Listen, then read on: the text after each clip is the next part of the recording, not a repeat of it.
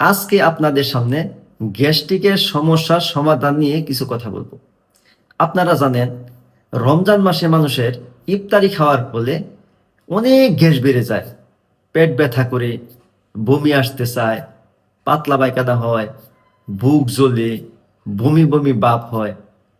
তাদের জন্য আমাদের যে পরামর্শ, আপনারা বাইরের সকল ধরনের খাবার বাদ দিবেন। আপনারা সবজি খাবেন, সালাদ খাবেন, ডিম খাবেন, চিয়া সিড খাবেন এবং আপনারা সাপ্লিমেন্ট হিসাবে এই যে কাকুমা হেলদি ঘাট এটি খেতে পারেন।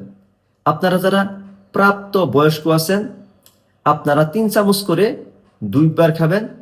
আর যারা 12 থেকে 18 বছর, তারা 2 চামচ করে 2 বার খাবে। দেখবেন গ্যাসের সমস্যা দূর হয়ে যাবে ইনশাল্লাহ। আর এই ভিডিওটি যদি আপনাদের উপকারে লাগে, অবশ্যই শেয়ার করে দিবেন।